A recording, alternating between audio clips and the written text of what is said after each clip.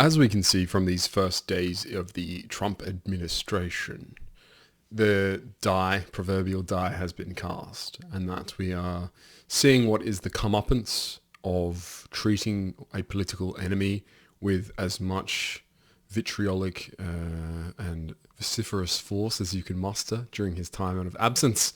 And then as the rooster comes home to roost, you, as I say, reap what you sow.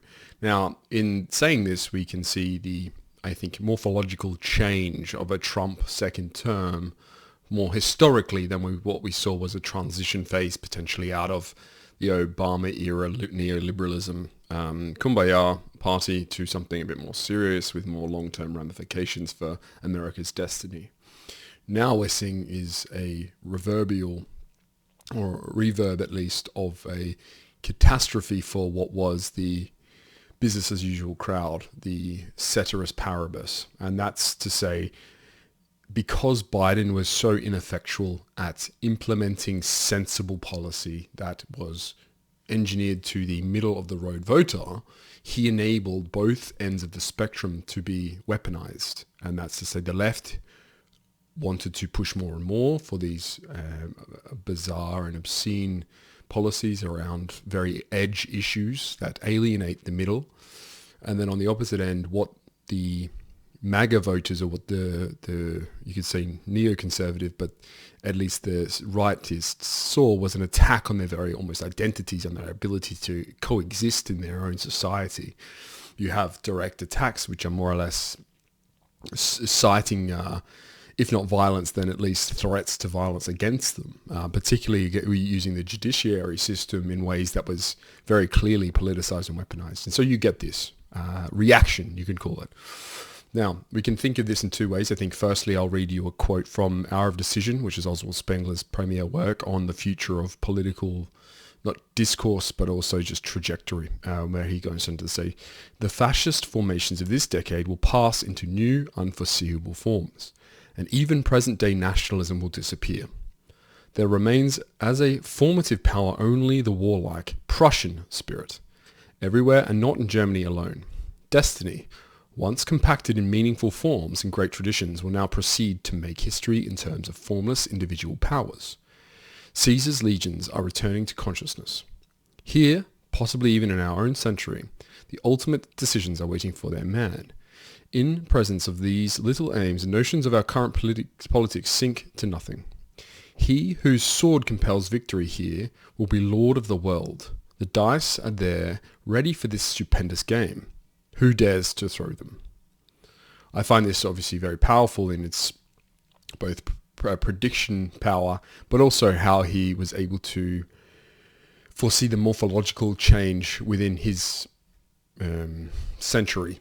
We are maybe 25 years late, but I think on a grand scale, that's actually quite a good time frame for meaningful change, morphological change, that is. You think of change here as an organic process rather than an artificial. You don't have the segmentation. There's not a bridge or a chasm. It's a evolve, or at least a mutational process. And so we're starting to see that in our Caesarian age. The important part here is the sword. Now, swords have been the mechanism for arming men of war for many, many, many centuries. And before that, you had clubs and rocks and stones. So there has always been the symbolic sword. It's to say that there's a weapon that men will use to enact violence against each other, and in doing so become supreme. And in this leveling, in this overcoming, they'll become both hero but also implementer of their will, and then the will, which usually is to a certain vision, will allow society to take its own form behind the spearhead here. Now, what does a 21st century sword look like is one of the preeminent questions. I think you have to relate it to something like AI, data, the soma. So that's the physical body, the being of who you are in the space. Now more than ever, the digitalization of society means that the person in the room, in the chair at the time is even more important, because there is fewer people to contest ideas in in person, intercoursing with each other in physical reality. So if you are actually in that space, then you've given yourself an advantage. You can have the AI and data, but if you're sitting in your basement and incapable of actually enacting anything from there because your position is all cyber, it's all digital, then you'll be hamstringing yourself from actual change. Actual rule and leadership will still and always be done in person to some extent. And that's what we'll see. We'll see the hybridization, or at least synthesize, of this AI data and body, the Soma. And using this knowledge, I think we can go straight into what much more around the dyadic principle of how forms have changed, how we are now splitting a friend from enemy. As I say before, classical assumption of the last century was conservatives and progressives, or some denomination of a neoliberal policy which was fiscally conservative or progressive, and then thus the opposite, inverse of that, where you have a social policy which is either open, progressive, or conservative. But these two mechanisms are completely of a bygone era. They're anachronistic now. We have much more sensibility around a dual purpose of being and becoming. This is to say, we want to go somewhere regardless of the previous strictures around what that denoted us to be. You call someone a conservative, and that comes with a lot of assumptions around what they think and feel and believe. Whereas now, if you said you voted for Donald Trump, that could be anything in terms of policy position except for anti-American, because that's who he is now. He's the American candidate, and the rest are not American by default. This is how we have that friend-enemy distinction. And he does this by virtue, by power of being very masculine. And so having this transcendental belief in power and strength is how you come about forming what is a new era of, you could say, politics, but governance. It's a continuation of the Cold War in a lot of ways, where you had the weak many versus the few strong. The few strong were NATO countries in that instance, and the many were the ideological masses of communists, and how it spread throughout Central and East Europe, and then Central and East Asia, and almost globally Africa, etc. But you then have to point to a line in the sand, or draw that line in the sand, where you're saying, I back these few strong men against the endless hordes, the masses. A little bit like a heroic last stand or something, where there is this facing death in the with the friends around you, and equipped as best as possible, and you have named heroes, and this can be for any saga or any fable that you can recollect. Which is just to say that there are protagonists and antagonists, but there are also the nameless many villains or enemies, and that's what you're seeing. You're seeing Trump versus the nameless host, the dark shadows of whoever and whomever are considered enemies now against him specifically and personally. And then his supporters are taking on their own persona in that way. You have Elon, you have JD Vance, you have these figures who are trying to establish themselves as allies in their own suit, in their own stylistic choices. Now, what's the kind of contrast to this, or the current weaponized defense mechanism of the entrenched established rule? Is, you can see here, it's a long-standing media which uses an established good narrative to address Trump specifically. We're saying democracy by, well, ipso facto is good, and thus a threat to it is bad. We've not defined why we think a democracy is good. It's just that you get a vote, so therefore your voice is important. And if your voice is important and someone's willing and wishing to silence you, then that means it's bad. This is the nature of at least the narrative around this. You'll see it a lot. You'll see Trump is likened to fascism, or to autocracy, or to technocracy, or to some dictatorship. That's how they construct a narrative, how the media has considered its weaponized words to allow for the disestablishment of something that's seen as a populist revolt. Not in the physically violent way, but in the emotional or ideated realm of combat. But what really manifests itself is just a bunch of women screaming. And this is why it's so unattractive as an ideological position. First, it belies any metaphysics. It's basically a destitute metaphysics. It's in opposition. It's just the protestation against something. There's nothing positively profit up here. There's no one sitting with some adumbration around what they want. It's that we don't want this, we don't want this, and this is why we're going to boss and bully you. It's an HR department of politics. And you can see that hopefully in this hilarious imagery of politicians, and particularly female politicians, yelling at Trump appointees because there's this baseline level of hectoring and lambasting by which they feel as if grandstanding here makes them seem authoritative, or at least demonstrably moral, and they will use it for fundraising or some other media marketing gimmick, but it's in the same token very representative of who they are as morally bankrupt civil servants, but elected representatives. It's that they are no longer doing what's best for their country and their nation. It's doing what's best for them. Whereas Trump has become America, so doing what's best for Trump is doing what's best for America. This is how that subtle change in identification works. It's once you become the thing in itself, then you represent it inalienably. It's this infrangible part of who you are, because you are it. The hybridization is complete in this synthesis. I think it's also important to probably discuss how the reaction goes from a messaging point of view. The messaging itself is typically portrayed by if men, then effete men, or otherwise it's rather vociferous and harpy-like women who are morphologically shrieking or hectoring.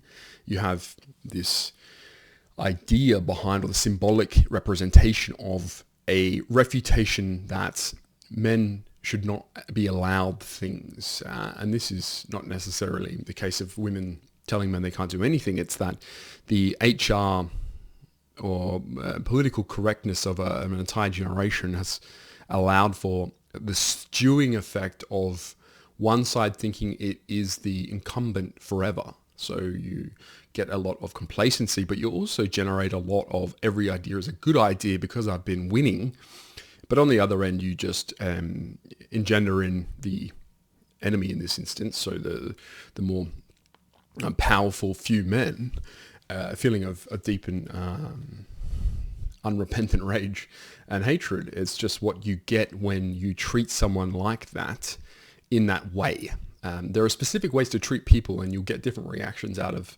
But if you have as I said before, a harridan or a shrew lecturing and badgering and nagging all the time, incessantly about small things to a level where you have a crescendo of a shrieking, yelling mania, then what you get is if you've seen probably in popular media, someone snaps and it becomes a very violent catalyzation of their behavior. It's to say you can push and push and push and push and push, and eventually there will be a pushback. That's what you're going to see. That the polarization of these two ends of the political spectrum actually don't allow for one side to be fairly opposed. The feminine side, or the feminine side of politics, is not prepared for the masculine side in the way that they can respond, or at least even oppose it. The very violent masculine energy is not opposed by the female energy. The female energy is a longer, more potent, you could almost call it arresting force, in that it'll dull along the ages and provide balance across time.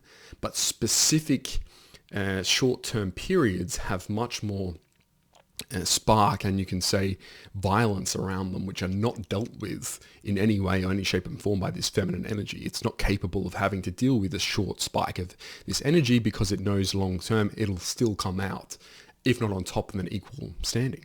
But what we are seeing is a violent reaction here, and this is the kind of comeuppance in a lot of ways for these people. It's particularly harsh if you're like this lady here. I think she's called Blonde Politics or something, where she's clearly upset and that she's having to address what is the reality of a Trump administration who is hell-bent on and unapologetic of its methods, and say, this is what masculine governance looks like. It's decisions and actions being done without due course or considerations around my feelings, which is what the opposite of what was happening was.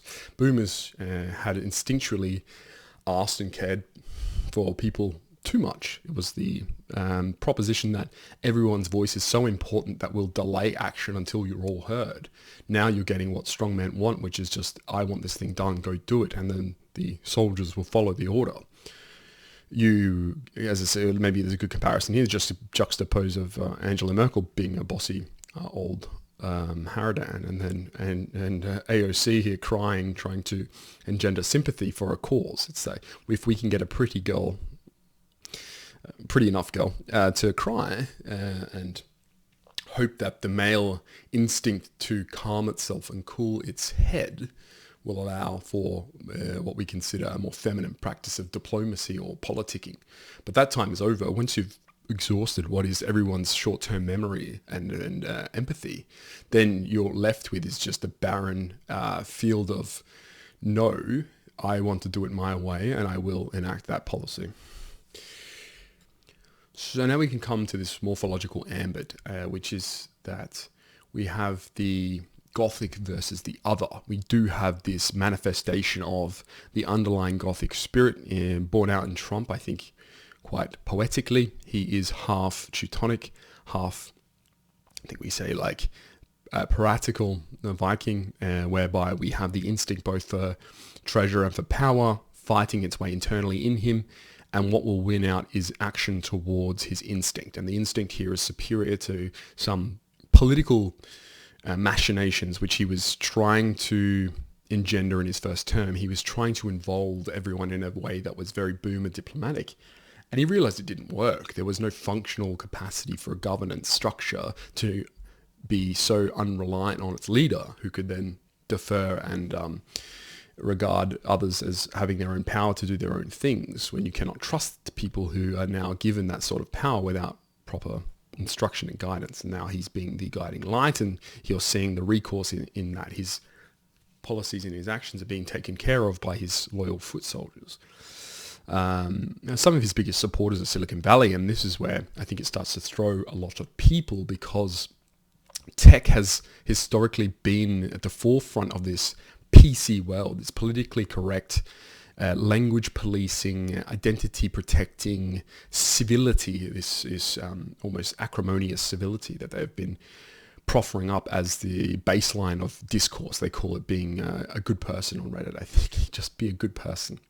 But this is where the confusion happens, I think, for the left side, the progressive side, because what they thought were allies are actually vociferous and lascivious greed. There's so much avarice in Silicon Valley because they treat almost every problem materialistically, that they're used to solving problems. And when you put in front of them problems that have a moral grade to them, that they require some pensive thought, they're not used to having to bother with it, so they'll just solve the problem instinctually. And then if you can somehow gather all these problems into a packet, launch it at these big galaxy-brained men, primarily men, then they'll solve the problems. And now you'll see the reverse of what was problem solving to maintain civility is now problem solving to maintain power, and that will come at the expense probably of what was considered the decency of America, or some attack against democracy. And that's what you're seeing, and they'll call it a technocracy or something like that. But you really are just seeing smart men utilize both their masculine energy and their problem-solving abilities. And that's how this will morphologically be different from the last Trump administration, but also going forward. Once you see and unleash the power of technology and techniques into politics, you transform it to its irreversible, at least, in the way that it's now formed. You can probably tell then that, well, my feelings are predisposed towards the masculine, the Faustian energy. How we see about, you can determine a lot, I think, about someone if you ask how they feel about sending a rocket to Mars, and whether they think colonizing Mars is a worthwhile endeavor. Is that something that they would support or necessarily brigade. And if they're anti-space, anti-Mars, then you can kind of grasp exactly what their ideological position is from that just one question. Because when you encounter someone with a Faustian will to infinite, of course there's a yes when every question is a very curious life, but it's also a very action-oriented life versus the passivity and collectivization of everybody's let's all make everybody here happier always forever ad infinitum to a utilitarian standpoint of, I would say, stagnation. And that's what you were seeing. That brings us, I guess, to the question of what Silicon Valley is and does in relation to Trump. Now, Elon being the primary backer here, but also representative of others. And that can include here, as you see, Peter Thiel, Mark Andreessen, Zuckerberg, ironically enough. What these guys, and this is what you might call the opposite cabal. So previously you had a cabal of, say, entrenched political positions and committees. So something like Nancy Pelosi and all her underlings would have all these committees and cabals around how to coerce and coax people into certain behaviors and get certain results politically. But when the opposition came in the force of a more technology-oriented and it's a data-led decision-making, you actually encounter a new power that they're not equipped to deal with. And Zuckerberg, because of his naivete, I guess, but also maybe because his political leanings and stances have just been more at the whim of what was best for business, whereas these other chaps have had much more predilection for being political because their companies didn't necessarily have to maintain political correctness in that way, is that you get a force for Trump power that can be channeled through ideological generation. The upshot here, or at least the spray of the shotgun effect, is that you have all of these tech bros think that they're a part of something now. From the bottom rung all the way to the top, it's that there's a complete defection from what was considered the democratic first, and over the next 10 years you'll see all of these tech guys, rather than being autistic and transitioning into transvestites, much more align themselves with what was classically autistic, which was train sets and other male pursuits like watching flights and recording flights, something like that. But also puzzles and all these are some minutiae that would consider a bit, niche hobbies will become the norm again, and through that you'll get another different type of spirit from the tech community, which won't be as liberal. Let's put it that way. But there has to be a ring fencing, and so a lot of the time, people like her will and other reporters will say, "Look, there's a Curtis Yarvin, there's this Project 2025. There are these unhinged tech or tech adjacent guys who are proposing all these deleterious policy positions," and they'll list all these extreme examples of potentially setting up a zone of economics rather than a state, and then that will have a CEO rather than a governor, and then the way that we deal with problems is to engineer them into a solvable schema. And so if we've said, we know that a business operates most functionally when it has all these things, if we just turn a state into a business, then we've solved all the issues with what the structural inhibitions it did have are now no longer there. And this is why it looks a lot unhinged, is because you have a melding of guys who look at problems unphilosophically, with no metaphysical baseline, versus those who are trying to solve problems utilizing tech, but not as the prima facie method. It's the difference between having a metaphysical position in any discussion or argument, where you know that even if new evidence is introduced to a conversation, that you can deal with those ramifications because your ideology can encompass new evidence. Whereas if you've gone in with, I'll just solve problems using the tools I have with no background, then what you're doing is just something more akin to, say, deduction rather than abduction, and you'll run into errors. You run into logical faults, and that's where you get these I would call them third worldists, but there'll be brown tech guys going, oh, look, it's all merit-based. It's all just a matter of installing this system where we can rank people, and those who are of certain grades will get this, and then we can attribute certain outcomes to this. And this is how the tech bros get a bad name, is because these third worlders who understand tech perhaps don't understand Faustian politics and morphology. They do not have the instinct towards how it's approached, like Trump, say, does, and even Elon to a certain extent. It's about understanding the reasoning why to do something rather than simulating the why of doing something. You have what is functionally a soul versus a soulless apparatus. A Chinese room of feeding information in and just getting outputs. But this does not constitute a long-term survival instinct. You're reliant on trying to cognitize all of these things into something that you can decipher. But if you don't feel it in your soul, it never becomes a proper political position for you.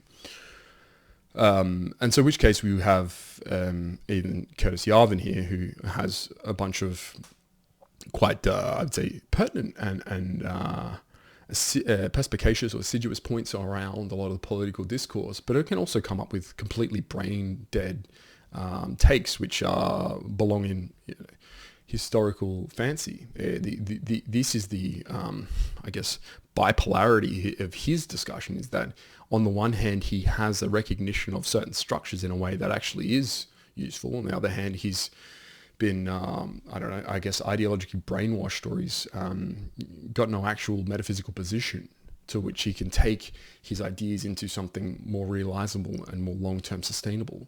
He doesn't understand the Viking and the Teutonic instinct and the eternal battle therein. And that's why this phase of tech bro is going to pass into something and crystallize into something a bit more scary in the near term, because when you take positions without a metaphysical grading, without a metaphysical backing, then you really are becoming a soulless automaton, and that can be pointed in any direction. If you don't have that grounding in an instinct, in this rectitude, then what you're really getting is just as I say, it's a prison guard who's tasked with delivering justice, Judge Dredd style.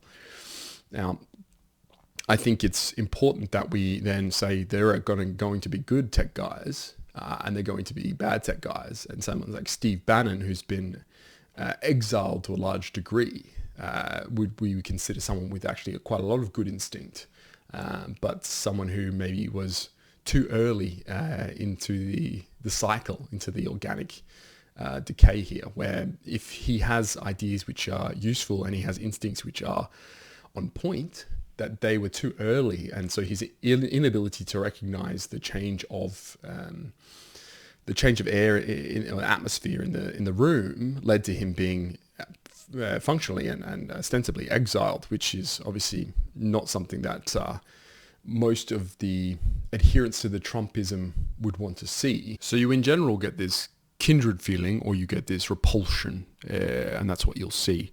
It's you're now with us, and that's instinctually, or you're against us, and that's still to remain seen. I think there's going to be a sorting process whereby the light will shine and illuminate those who stand on one side and not those who are just advantageous or being exploitative in how they're taking a political position to support their own, say, broader feelings of inadequacy and insecurity.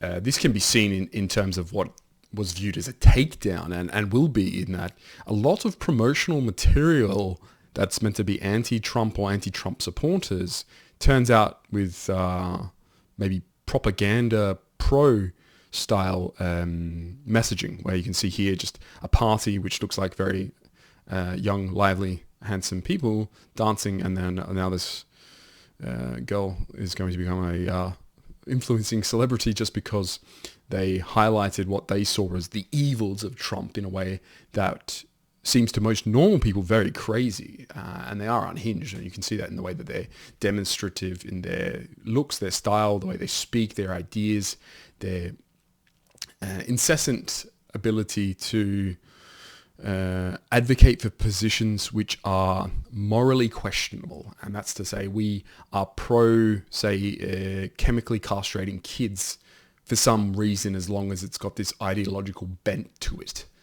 where we can say it's welcoming and it's collectivist, then it must be good default. And that's what you're seeing, is that reasonable people are waking up against this sort of activity.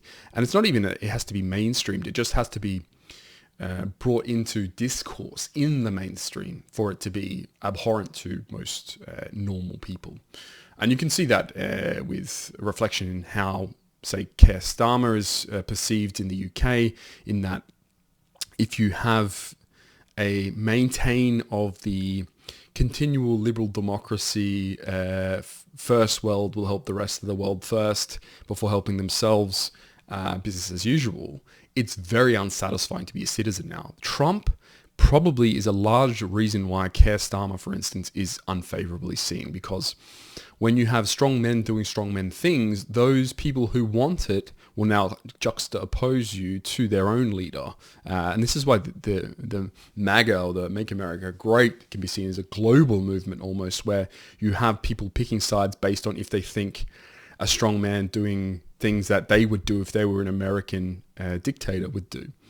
And whether you morally object to the president's, say, power or his assumption around who's going to be paying for what, this is particularly tariffs and punishment and the punitive methods by which his administration is now forming itself, is also, I think, ideologically defining. It's to say, if you think he's being reprehensible miscreant because of the way he's treating all his enemies, then you probably are one of the enemies, because the civil discourse era, when it was against him, was always justified. The mainstream media always had some reason as to why he should be pilloried. And now the opposite effect has happened, where you're trying to turn a man into a pariah and you end up lionizing him because his natural instinct is always to be the winner. And that's why winners win, is because they know how to invert at least the structure of power in that way. Is to say, maybe taking an Oscar Wilde quote, but the only thing worse than not being about being talked about is not being talked about. And this is maybe how we also disentangle the noise from the data. And so you can see the amount of things being said, particularly on social media and in general on the internet, produces a lot of noise. And this is what you've probably had trouble discerning what's true and what's false. And this is a great way to understand the fake news era that we live in, is that mainstream media now has been, say, poisoned to a lot of minds, that the natural assumption is that you're trying to pitch me an angle, your own narrative. And that's generally a bad thing, because what you would consider consistent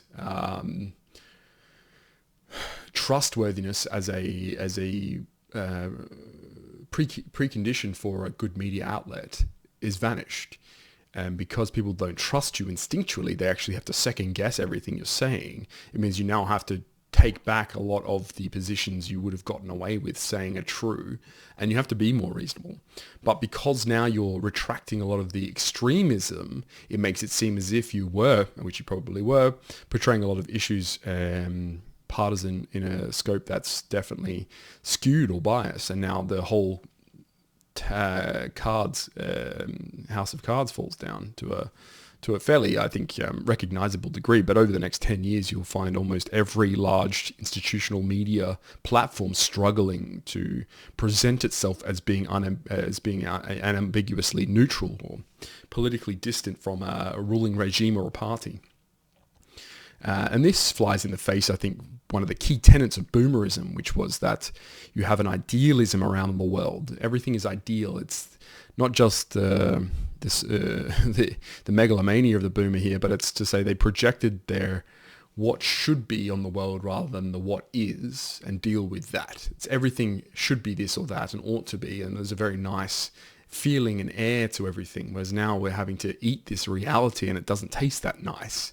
Third world immigration doesn't make a country very nice to live in if you're a normal pedestrian citizen with no hopes and ambitions above your own station. But now you're actually flooded with third worlders clamoring across and interfering with all your livelihood. And it's fairly awful that boomers have dragged us into this mess, this miasma.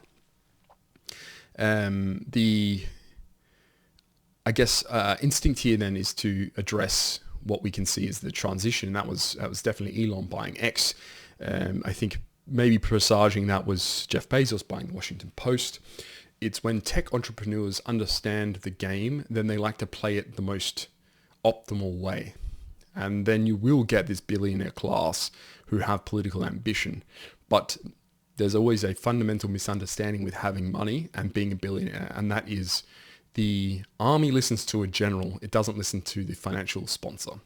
And in any case, you'll always find that the men will fight for free for the right leader, a la Napoleon, than they would for the bankers of Napoleon, like the Rothschild or the central bank or whomever was, in charge of sponsoring certain levels of wages. Because there's always spoils in war, and so you can at least enrich yourself off the backs of your defeated enemies at a last attempt to persuade men to fight for your banner. But in general, you'll have a level of diehard fanaticism around supporters. And if someone like Trump can engender that, then there's always going to be more leaders who are strong men who will have backing from what is now functionally an army. And Oswald Spengler talks at length on this, and even in this quote, to say that Caesar's legion is going to be the determinant of power and not some billionaire's money.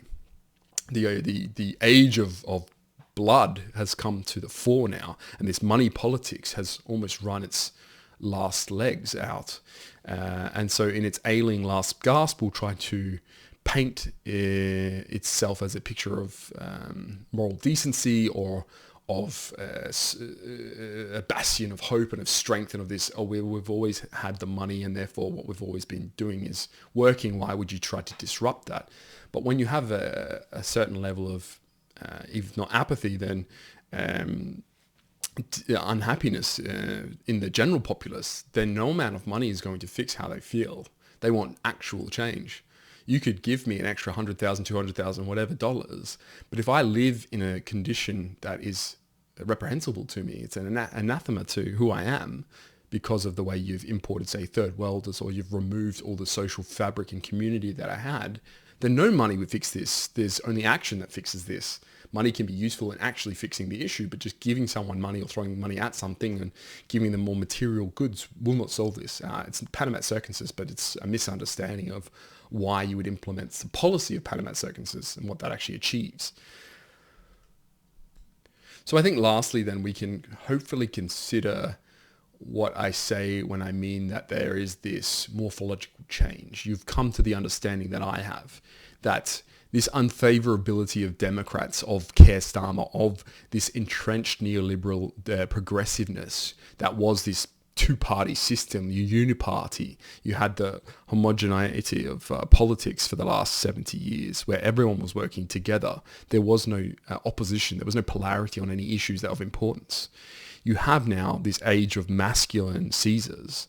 And just as an aside, I mean, psychologically, you can see this bear out. And I've taken a few science papers on this where it just shows that high testosterone males who have no power will take risks. They'll do this. But those who do have power will take fewer. And that if you're given a choice condition around your own agency, that you're always more liable for action. So when you combine this predisposition for action with high testosterone risk-taking, because the powerless now can see, they can smell and taste the power, this is what you get. You get this age of Caesarism, and in its form, taking itself is Trump.